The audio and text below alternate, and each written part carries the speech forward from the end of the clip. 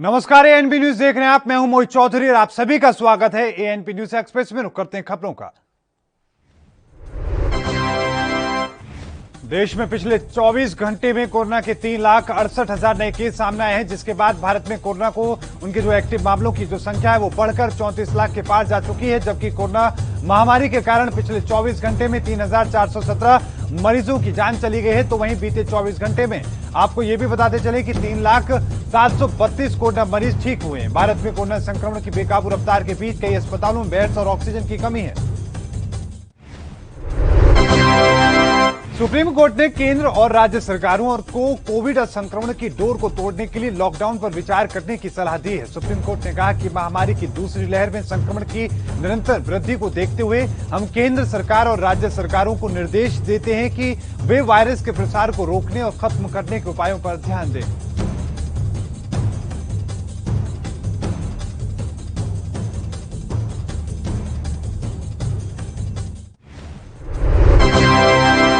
Corona के खिलाफ सरकार की तरफ से बड़ा कदम उठाते हुए अब एमबीबीएस के फाइनल ईयर स्टूडेंट्स की कोरोना में ड्यूटी लगाने का फैसला किया गया है। स्वास्थ्य मंत्रालय की तरफ से प्रेस ब्रीफिंग के दौरान यह बताया गया कि बीएससी और जीएनएम पास नर्स की भी कोरोना में ड्यूटी लगाई जाएगी। स्वास्थ्य मंत्रालय ने बताया कि देश में 1,500 ऑक्सीजन प्लांट लगाने पर काम चल रहा है। इसके साथ ही ऑक्सीजन प्लांट के पास ही कोविड सेंटर के बेड लगाए जाएंगे।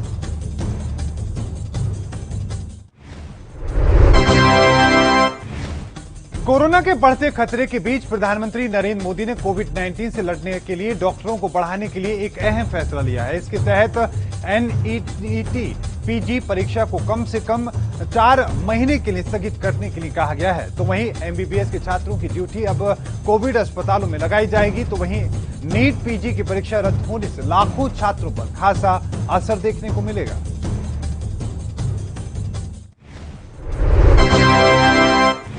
अठारह साल से ज्यादा उम्र के लोगों को वैक्सीन लगाने का काम शुरू हो चुका है। अब ऐसे में कई राज्यों में वैक्सीन नहीं होने की बात कही गई है।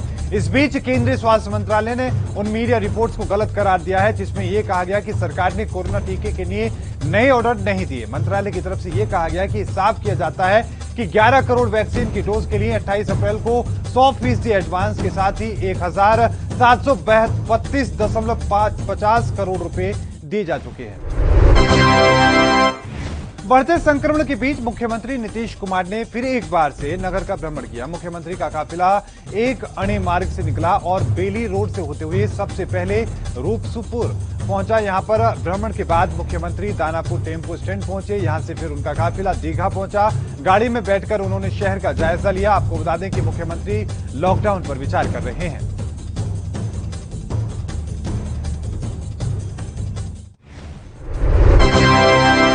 उत्तर प्रदेश में पिछले 24 घंटे में कोरोना संक्रमण के 29,192 नए मामले सामने आए। वहीं इस दौरान डिस्चार्ज लोगों की संख्या 38,687 है। पिछले 24 घंटे में संक्रमण से 288 लोगों की मौत हुई। बीते 24 घंटे में 2,29,440 सैंपल की जांच हुई है। उत्तर प्रदेश के अपर मुख्य सचिव स्वास्थ्य अमित मोहन प्रसाद ने इस बात की जानकारी दी।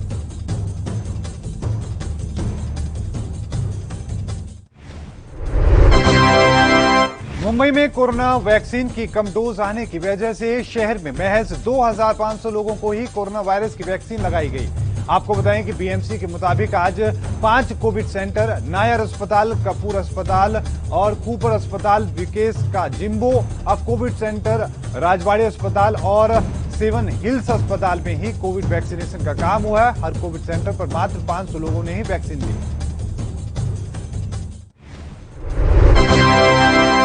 कर्नाटक के चामराजनगर जिले से बेहद दुखद खबर सामने आई है। यहां पर जिला अस्पताल में पिछले 24 घंटे के दौरान 24 मरीजों ने दम तोड़ दिया। इनमें कोरोना संक्रमित मरीज भी शामिल है। आपको बता दें कि इन मरीजों की मौत कथित ऑक्सीजन की कमी के साथ साथ अन्य कारणों से हुई है। मंत्री एस सुरेश का कहना है कि ऑडिट रिपोर्ट का इंतजार किया जा रहा है, जिसके बाद मौत की असली वजह का पता लग सकेगा।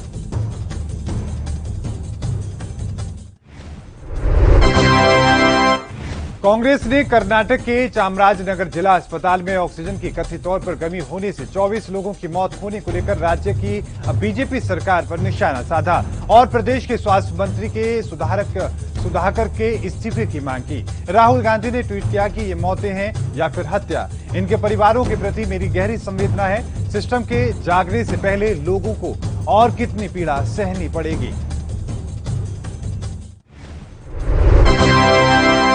तो वहीं आपको बता दें कि पंजाब में भी लगातार सख्ती बढ़ा दी गई है। लगातार बढ़ते संक्रमण के बीच में नियमों को और कड़ा कर दिया गया है। सरकार ने नए दिशा निर्देशों में हवाई, रेल या सड़क मार्ग से पंजाब में प्रवेश करने वालों के लिए कोविड नेगेटिव रिपोर्ट को अनिवार्य कर दिया है। सरकार ने कहा कि सिनेमा हॉल, बार और जिम बंद रहेंगे और रेस्तरां में बैठकर खाने की अनुमति नहीं होगी।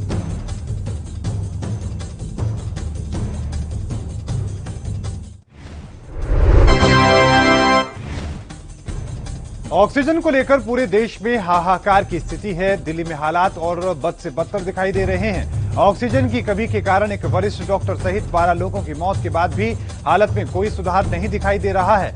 दक्षिणी दिल्ली के महरौली के बत्रा अस्पताल में ऑक्सीजन का स्टॉक पूरी तरीके से खत्म हो चुका है। अस्पताल में नए मरीज लेने बंद कर दिए हैं और इसके साथ ही दिल्ली के और भी कई अस्पतालों में लगभग ऐसी ही स्थिति है।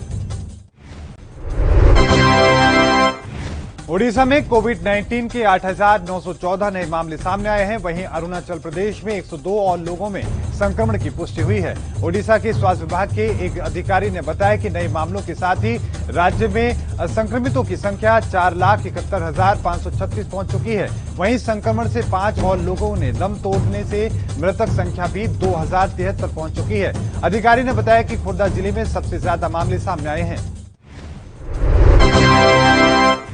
दिल्ली हाई कोर्ट में एक जनहित याचिका दायर कर कोविड-19 के मरीजों के फेफड़ों में संक्रमण की मौजूदगी और गंभीरता का पता लगाने में इस्तेमाल होने वाली हाई रेजोल्यूशन कंप्यूटराइज्ड टेमोग्राफी की कीमतों को सीमित करने का दिल्ली सरकार को निर्देश देने का अनुरोध किया गया है। मुख्य न्यायाधीश DN पटेल और न्यायमूर्ति जसमीत सिंह की पीठ ने दिल्ली सरकार को नोटिस जारी करके इस संबंध में अपना पक्ष रखने के निर्देश दिए हैं।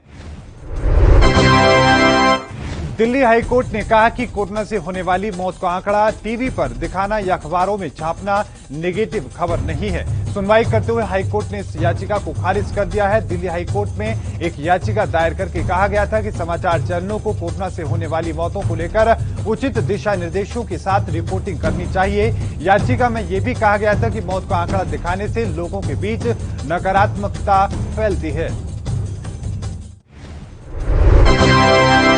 सुप्रीम कोर्ट ने दिल्ली के अस्पताल में मेडिकल ऑक्सीजन की कमी को देखते हुए केंद्र सरकार को यह आदेश दिया है कि 3 मई की मध्य रात्रि तक ऑक्सीजन की कमी पूरी की जाए। सुप्रीम कोर्ट ने कदम दिल्ली के 5 अस्पतालों द्वारा ऑक्सीजन संकट को लेकर भेजे गए चेतावनी संदेश के बाद उठाया। शनिवार को दिल्ली को 454 मैट्रिक टन ऑक्सीजन प्राप्त हुई, जो कोरोना काल में यहां पहुंचने वाली सबसे ज्यादा मात्रा थी।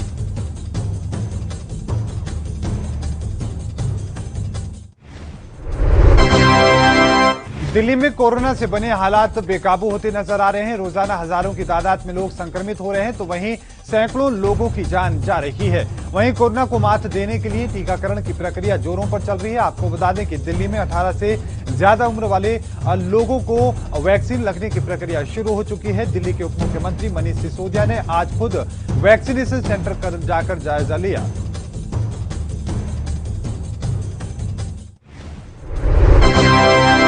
समाजवादी पार्टी के राष्ट्रीय अध्यक्ष अखिलेश यादव ने कोविड-19 महामारी से पैदा हुए हालात पर प्रदेश की योगी आदित्यनाथ सरकार पर जोरदार हमला किया है। उन्होंने कहा कि सत्तारूढ़ बीजेपी ने खुद क्वारंटाइन में रहते हुए प्रदेश को ही क्वारंटाइन में भेज दिया है। अखिलेश ने एक बयान में कहा कि उत्तर प्रदेश में कोरोना संक्रमण के हालात सुधर नहीं रहे हैं और रोजाना अस्पतालों से आ रही डरावनी तस्वीरें मुख्यमंत्री के झूठे दावों की पोल खोल रही हैं।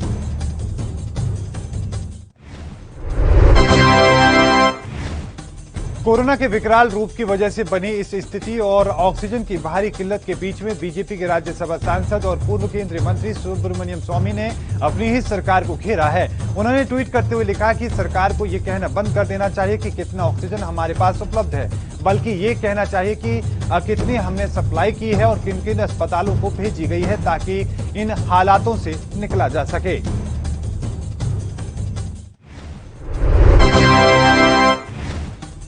सुप्रीम कोर्ट ने चुनाव आयोग से कहा कि मद्रास हाईकोर्ट की टिप्पणी को सही भावना में लें और दवा की कड़वी गोली की तरह निगल लें। सुप्रीम कोर्ट ने चुनाव आयोग की याचिका पर फैसला सुरक्षित रख लिया है। सुप्रीम कोर्ट ने आयोग को उस याचिका की सुनवाई में कहा कि जिसमें मद्रास हाईकोर्ट सुनवाई करते हुए चुनाव आयोग से कहा था कि कोरोना की दूसरी लहर हो रही है और इसमें मौत के लिए चुनाव आयोग पर शायद हत्या का मुकदमा चलना चाहिए। सुप्रीम कोर्ट ने चुनाव आयोग से कहा कि मीडिया को अदालत द्वारा की गई मौखिक टिप्पणियों की रिपोर्टिंग से नहीं रोका जा सकता। सर्वोच्च अदालत ने कहा कि लोकतंत्र में मीडिया शक्तिशाली प्रहरी है। उच्च न्यायालयों में चर्चा की रिपोर्ट करने से मीडिया को कतई नहीं रोका जा सकता। सुप्रीम कोर्ट ने चुनाव आयोग से कहा कि मीडिया का ओरल ऑब्जर्वेशन की रिपोर्टिंग से रुकने की उनकी अपील कतई सही नहीं है।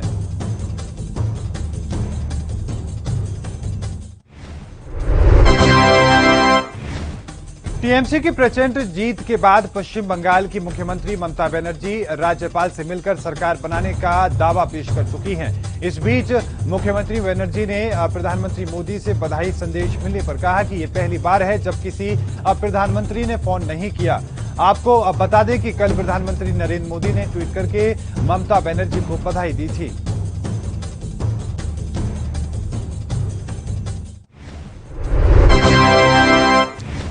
राजधानी दिल्ली में लगातार जो आंकड़े हैं बहुत चौंकाने वाले सामने आ रहे हैं, लेकिन एक थोड़ी राहत यहां पर सामने आई है क्योंकि यहां पर हर दिन कोविड से संक्रमित मरीजों के शवों के ढेर दिल्ली के सिस्टम को फेल होने की हकीकत बयां करने के लिए काफी है। अब दिल्ली में ऑक्सीजन की सप्लाई रेलवे के जरिए की जा रही है। दूसरी ऑक्सीजन एक्सप्रेस दिल्ली पहुंची है। इसमें 120 metric ton liquid medical oxygen भरी हुई थी।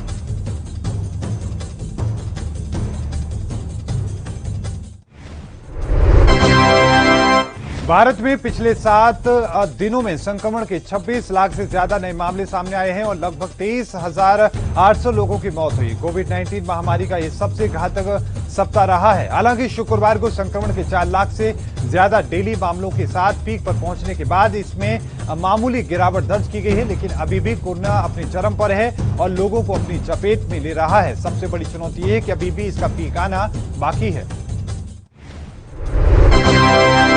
वैश्विक दवा विनिर्माता कंपनी फाइजर के चेयरमैन और सीईओ अल्बर्ट बोर्ला ने कहा कि कंपनी भारत में फाइजर बायोटेक को टीका उपलब्ध कराने की खातिर उसे जल्द ही मंजूरी दिलाने के लिए भारत सरकार के साथ बातचीत कर रही है। उन्होंने ये भी बताया कि फाइजर अपने अमेरिका, यूरोप और एशिया स्थित वितरण केंद्रों से $7 करोड़ यानी कि करीब 510 करोड़ रुपए की दवाएं भारत भेज रही है।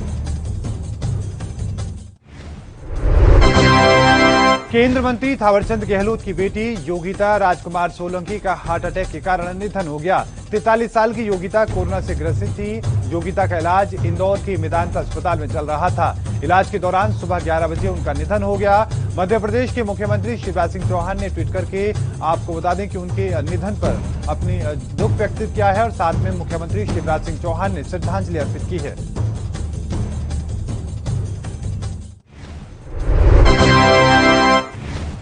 पश्चिम बंगाल में चुनाव परिणाम के बाद हिंसा की घटना पर केंद्रीय गृह मंत्रालय ने राज्य सरकार से रिपोर्ट मांगी है।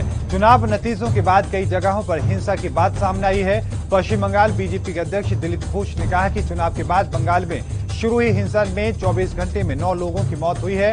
प्रदेश में भय का वातावरण है। सत्ताधारी पार्टी हाथ बांधकर बैठी है। पुलिस निष्क्रिय है।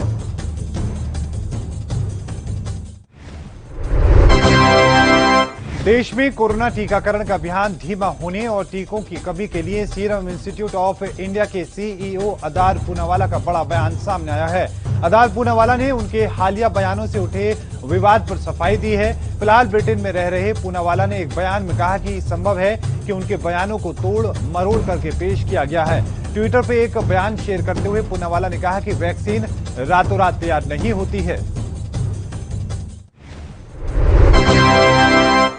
जम्मू कश्मीर में तेजी से बढ़ रहे कोरोना संक्रमण के बीच सरकार ने जम्मू में कोरोना कर्फ्यू को अगले गुरुवार तक बढ़ा दिया है। वहीं प्रदेश सरकार ने सभी शैक्षणिक संस्थाओं को 31 मई तक बंद रखने का आदेश दिया है। जम्मू में कोरोना की चेन तोड़ने के लिए प्रदेश सरकार ने कोरोना कर्फ्यू अगले गुरुवार तक बढ़ा दिया है। इस दौरान जम्मू में कर्फ्यू जैसी पाबंदियां रहेंगी। प्रदेश सरकार ने इस बाबत आदेश जारी करते हुए कहा कि जम्मू समेत प्रदेश के 4 जिलों में गुरुवार तक कोरोना कर्फ्यू जारी रहेगा।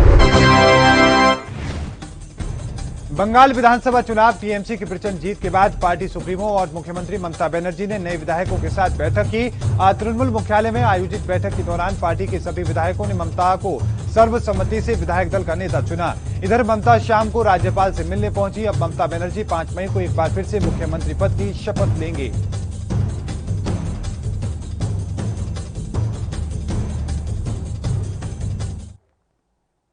और इस बीच रुकेंगे बहुत छोटे से ब्रेक लिए। ब्रेक के उस पार भी खबरों का सिलसिला लगातार जारी है।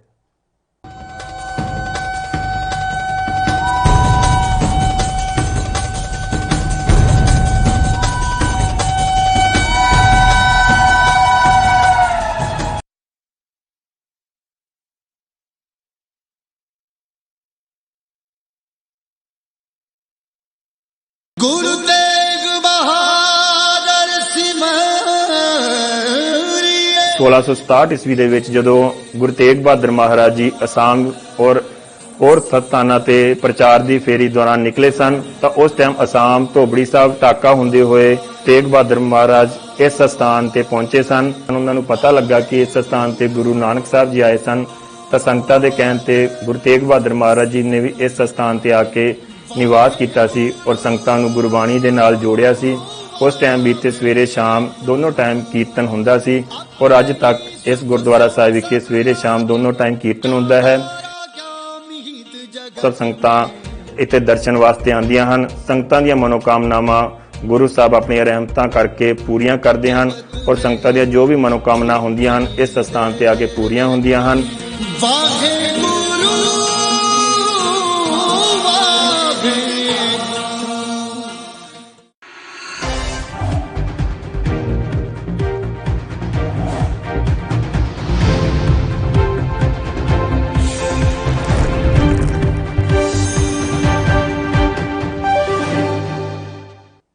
और इस बीच एक बड़ी और महत्वपूर्ण खबर आपकी टीवी स्क्रीन पर आने जा रही है। आपको बता दें कि एक बड़ी और महत्वपूर्ण खबर आपकी टीवी स्क्रीन पर। हाईकोर्ट का फैसला सुप्रीम कोर्ट ने रद्द कर दिया है। इस वक्त की बड़ी और महत्वपूर्ण खबर आपकी टीवी स्क्रीन पर। अभिभावकों को सुप्रीम कोर्ट से बड़ा झटका मिला है। अभिभावकों को चुकानी होगी कोरोना काल की पूरी फीस। इस वक्त की बड़ी खबर आपकी टीवी स्क्रीन पर। अभिभावकों को देनी होगी कोरोना काल की पूरी फीस। इस वक्त की बड़ी खबर आपकी टीवी स्क्रीन पर। सुप्रीम कोर्ट ने 18 दिसंबर 2020 के हाईकोर्ट के फैसले को खारिज कर दिया है। जस्टिस एम खानविलकर और जस्टिस कृष्णा मुरारी की खंडपीठ ने यह फैसला सुनाया है। इस वक्त की बड़ी और महत्वपूर्ण खबर आपकी टीवी स्क्रीन पर। आपको बता दें कि कई ऐसे परिजन थे जो कोरोना काल का बहाना बनाकर फीस जमा कराने से बचने की कोशिश में जुटे थे और इसी को लेकर खासतौर पर एक बड़ा विवाद देखने को मिल रहा था। लेकिन अब सीधे तौर पर सुप्रीम कोर्ट ने उस पूरे विवाद को खत्म करते हुए बड़ा फैसला सुनाया है और अभिभावकों के लिए एक बड़ा झटका कहीं ना कहीं ये अब अभिभावकों को, परिजनों को अब पूरी फीस जो कहीं ना कहीं सुप्रीम कोर्ट के फैसले के अनुसार, आदेश के अनुसार स्कूल को देनी होगी।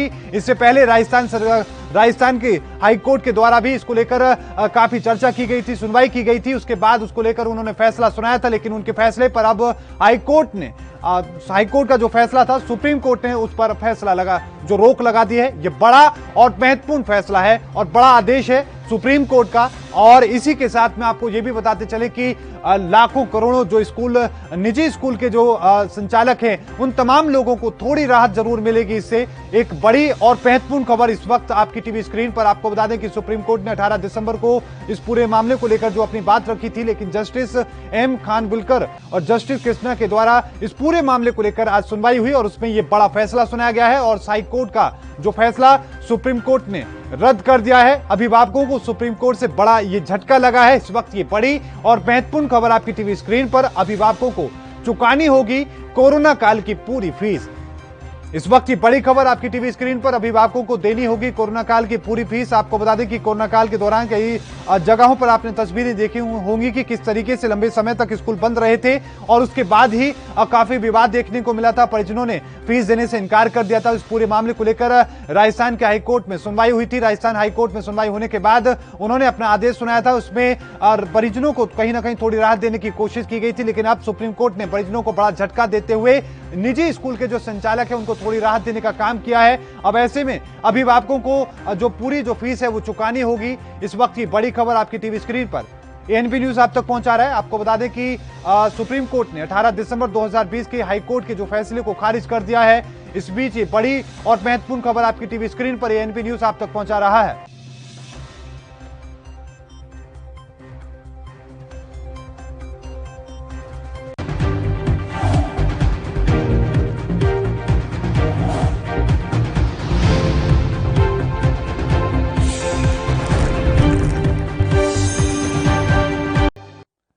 तो ब्रेक के बाद एक बार फिर से आप सभी का स्वागत है। रुक करते हैं बाकी खबरों का।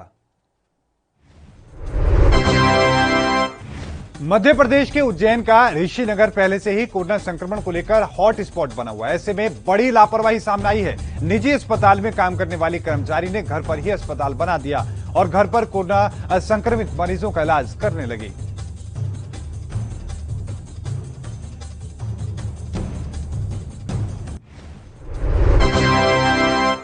नगरीय विकास एवं आवास राज्य मंत्री और जिले के कोविड प्रभारी मंत्री ओपीएस भदौरिया ने सोनी गांव में होम आइसोलेट मरीज के परिजन से चर्चा करते कुशलता को पूछा और साथ में इसके साथ ही स्वास्थ्य संबंधी जानकारी भी ली और जल्द ही स्वस्थ होने की बात कही।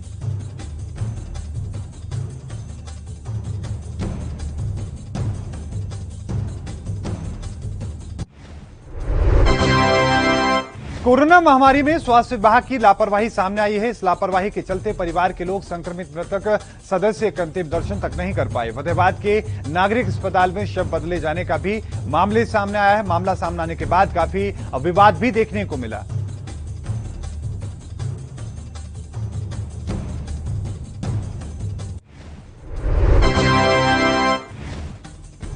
उत्तर प्रदेश के लखनऊ प्रशासन ने टीम 9 का गठन किया है, जो अस्पतालों को जरूरी सुविधाएं मुहैया कराएंगे। आपको बता दें कि इस टीम का गठन लखनऊ जिलाधिकारी अभिषेक प्रकाश ने किया। लखनऊ जिलाधिकारी अभिषेक प्रकाश ने इस टीम का गठन कोरोना संक्रमित मरीजों को आवश्यक सेवाओं को मुहैया कराने के लिए किया है।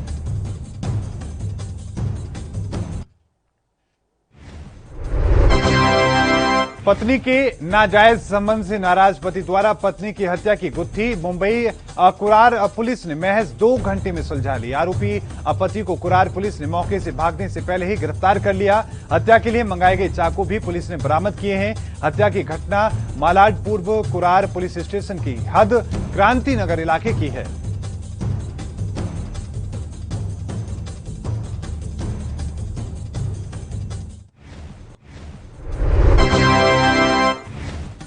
हरियाणा के पलवल में कोविड-19 की दूसरी लहर बहुत ही घातक साबित हो रही है। दिन प्रतिदिन कोरोना संक्रमित मरीजों में इजाफा हो रहा है, साथ ही मृत्यु दर भी लगातार बढ़ रही है।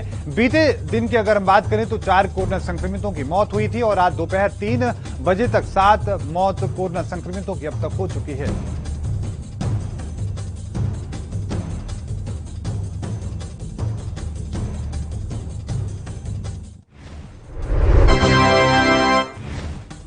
हरियाणा के बल्लभगढ़ के बस स्टैंड पर देखा गया कि काफी संख्या में लोग अपने अपने गांव और घर की तरफ जाना शुरू कर चुके हैं। ऐसे में बस स्टैंड के जीएम ने बताया कि ये वो लोग हैं जो डेली रूटीन में या फिर कोई शादी से विवाह जैसे कार्यक्रम में जा रहे हैं।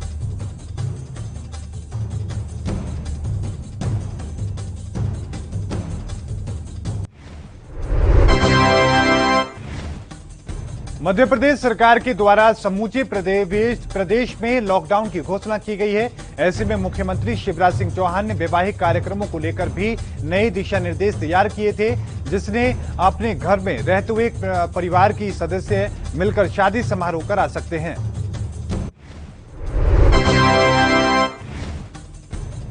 हरियाणा के माननीय परिवहन मंत्री मूलचंद शर्मा ने आज आर्गन एयर गैलेस कृष्णा कॉलोनी और Bhagirathi oxygen gas plant sector 24 का अचानक दौरा कर फरीदाबाद जिले में सप्लाई की जा रही ऑक्सीजन का ब्यौरा लिया।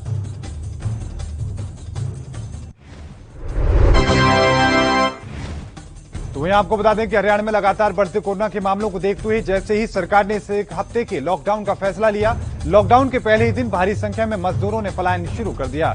यमुनानगर के आसपास के इलाकों में आज कोई वाहन न मिलने से मजदूरों को पैदल ही कई किलोमीटर का सफर तय करना पड़ा। मजदूर इस लॉकडाउन को पहले जैसा ही मान रहे हैं।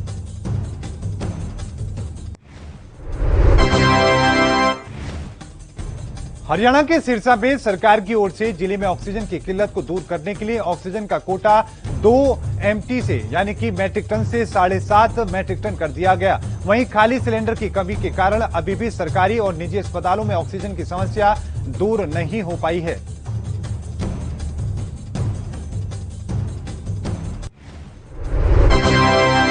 मध्य प्रदेश के उज्जैन शहर में हजारों मरीज अपने घरों में रह करके इलाज करा रहे हैं। आपको बताएं कि टेलीफोनिक माध्यम से उनकी मेडिकल समस्याओं को सुना जा रहा है और मेडिकल सलाह दी जा रही है। लेकिन बीते दिनों से उज्जैन पुलिस को कुछ शिकायतें मिल रही थी कि कुछ होम क्वारंटाइन लोग अपने घरों से निकलकर बाहर जा रहे हैं। ऐसे लोगों की रोकथाम के लिए अब पुलिस की 4 टीमें बनाई गई हैं। उत्तर प्रदेश के रामपुर में बीडीसी प्रत्याशी दुल्हन के लिबास में ही मतगणना स्थल पहुंच गई। हालांकि दुल्हन की शादी की रस्में चल रही थी। इसी बीच चुनाव में जीत की खबर दुल्हन को मिली, जिसे सुनकर दुल्हन मंडप छोड़कर सीधे जीत का प्रमाण पत्र लेने के लिए मतगणना केंद्र पहुंच गई। मध्य प्रदेश के इंदौर में एक अमानवीय घटना सामने आई है। यहां इस घटना की शिकायत भी नहीं की जा सकती क्योंकि यहां खुद अफसरों ने इस घटना को अंजाम दिया है। कोरोना नियमों का उल्लंघन करने वालों पर तुरंत दंडित कार्रवाई करते हुए लोगों को बीच सड़क पर मेंढक बना दिया गया। वहीं अब घटना का वीडियो सोशल मीडिया पर काफी वायरल हो रहा है, जिसको लेकर पुलिस की कार्रवाई को लेकर सवाल उठ रहे हैं और काफी आलोचना हो रही है।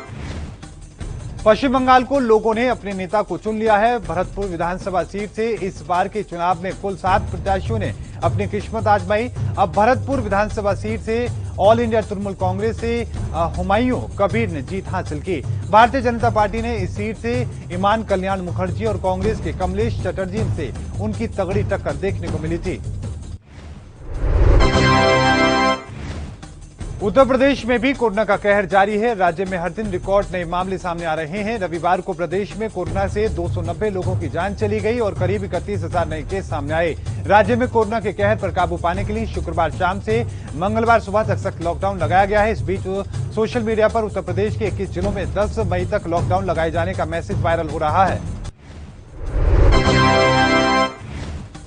उत्तर प्रदेश के आगरा में रविवार को 649 नए केस सामने आए। इससे पहले शनिवार को 647 केस की रिपोर्ट हुए थे। अब तक कुल संक्रमित 21,751 हो चुके हैं। वहीं एक्टिव केस बढ़कर 4,386 हो चुके हैं। रविवार को 6 मौत और होने से सरकारी आंकड़ों में मृतक संख्या 275 हो चुकी है, जिसको देखते हुए आगरा में लॉकडाउन जारी है। आज सुबह यहां की सड़कें सूनी नजर आई और दुकानें बंद मिली।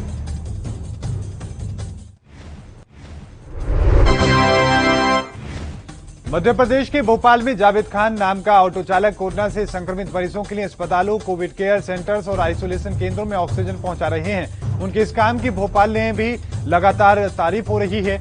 उनको इसके काम को लेकर उनकी इज्जत भी दी जा रही है।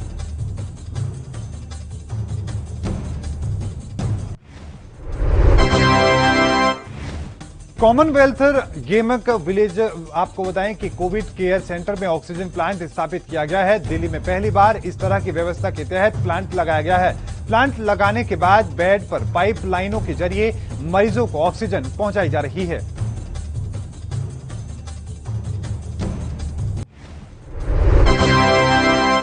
महाराष्ट्र में महज 24 घंटे के दौरान कोरोना के 56,647 नए केस मिलने से समूचे प्रदेश में हड़कंप मचा हुआ है। वहीं 24 घंटे में आपको बता दें कि 669 मरीजों की मौत हो गई है, जबकि 51,356 संक्रमित ठीक हुए हैं। राज्य में रविवार को मिले नए मरीजों की संख्या पूरी दुनिया में सबसे ज्यादा है। और इस बुलेटिन में अभी के लिए इतना ही। लगातार खबरों के लिए देखते रहिए एएनबी न्यूज। मुझे दीजिए इजाजत। धन्यवाद।